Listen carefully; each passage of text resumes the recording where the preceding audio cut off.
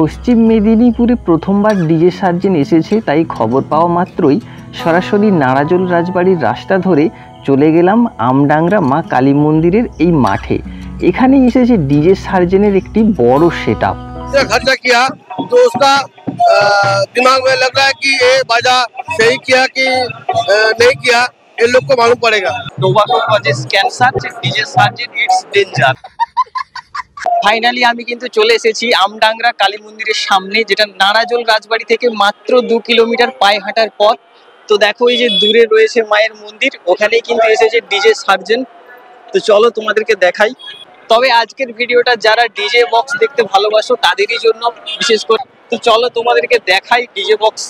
আমার মনে হয় আমাদের এই এলাকাতে, মানে মেদিনীপুরের আমাদের এই এলাকাতে এই প্রথম ডিজে সার্জেন আসতে চলেছে। যদিও আমি ডিজে বক্সের ভিডিও তেমন একটা করি না, তবু দেখলাম সবাই আসছে এখানে, তা ভাবলাম চলে আসি। ডিজে বক্স দেখতে তো এসেছি, কিন্তু মায়ের মন্দিরটাও একবার দেখে নিই।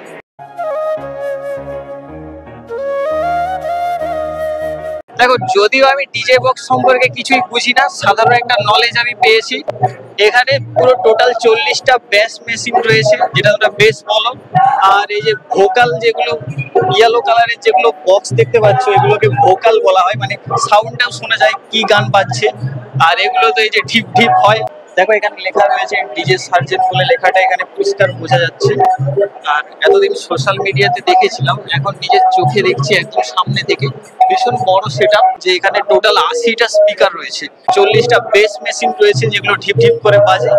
আর এখানে তারা গুনে দেখেছে 1 2 3 4 9টা রয়েছে ভোকাল, মানে সাউন্ডটা ক্লিয়ার আসার জন্য। মানে কি গান বাজছে সেটাও শোনার জন্য তো একটা ভালো ক্লিয়ারিটি দরকার। যেমন সিগারেটের প্যাকেটে লেখা থাকে না, টোবাকো কজেস ক্যান্সার, এখানে ডিজেতেও লেখা রয়েছে। দেখো ডিজে সার্জেন, এখানটা দেখো DJ surgeon it's danger.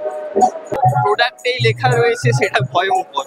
DJ এখানে অনেকগুলো থাকতে পারে, কিন্তু আমার চোখের সামনে যেটা আমি দেখতে পাচ্ছি, এই যে দেখো এখানে একটা রয়েছে, আর ওই দূরে একটা গাড়িতে রয়েছে। তবে হ্যাঁ, এইবার তোমাদেরকে বলবো যে কতদিন বাঁচবে। দেখো আজকে তো ফিটিংস এর কাজ চলছে, 5 তারিখ, 6, 7, 8 3 দিন কিন্তু এই ডিজে সার্জেন তোমাদেরকে ধামাকাদার পারফরমেন্স দেবে। অনেকে বলছিল এই মাঠটা অনেকটা ছোট, কিন্তু আমার তো দেখে ছোট বলে মনে হচ্ছে না। যথেষ্ট লোক কিন্তু এই মাঠে দাঁড়াতে পারে, এতটাই পরিমাণে মাঠটা বড়। দেখো, যদিও আমি ডিজে বক্সের ভিডিও খুব একটা করি না, কারণ ডিজের প্রতি আমার বেশি কিন্তু ইন্টারেস্ট নেই। তাও ভাবলাম নিজেদের এলাকাতে এসেছে, তাই একবার গিয়ে দেখি। তো ডিজে সম্পর্কে কিছু হয়তো ভুল বলা হয়ে যেতে পারে, কারণ ডিজে সম্পর্কে এই অভিজ্ঞতা নেই আমার। আমরা দাদাকে পেয়েছি, দাদার কাছ থেকে বক্স সম্পর্কে কিছু জানবো। ये हमारा गांव का सेट है, ये इधर पश्चिम बंगाल में आया है। आप लोग देखिए और सुनिए कैसा लगता है, कैसा लग रहा है। आप लोग देख के आप लोग बताइएगा जो कैसा चल रहा है, कैसा बज रहा है, कैसा बाजा लेके आया है। ये लोग इतना खर्चा करके, ये लोग का जो इतना खर्चा किया तो उसका दिमाग में लग रहा है कि ये बाजा सही किया कि नहीं किया, इन लोग को मालूम पड़ेगा। मेरे लिए यही बात होना है, आप लोग सही कीजिए।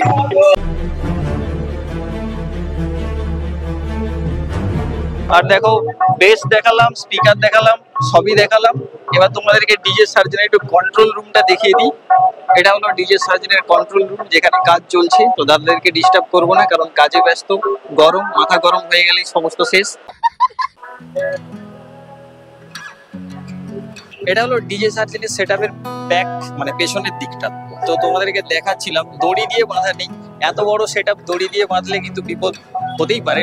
বেল্ট দিয়ে বাঁধা রয়েছে, পুরোটা খুবই মজবুত ভাবে বাঁধা রয়েছে, কারণ প্রচন্ড ভাইব্রেশনের ব্যাপার রয়েছে।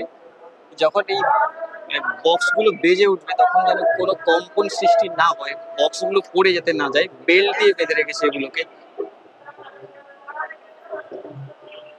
একটা ডিজি গাড়ি থেকে নামিয়ে দিয়েছে, এখানে একটা রয়েছে। আর ওই যে দূরে একটা ডিজি রয়েছে, চলো ওখানে গিয়ে তোমাদেরকে দেখাই। যে দেখো এখানে গাড়িতে একটা ডিজি রয়েছে, এখনো এটা নামানো হয়নি। দেখো গাড়িতে উঠতে তো আমি পারবো না, একটু দেখিয়ে দিচ্ছি তোমাদেরকে। দেখো গাড়িতে একটা ডিজি রয়েছে, এখনো পর্যন্ত আমি 3টে ডিজি দেখতে পাচ্ছি।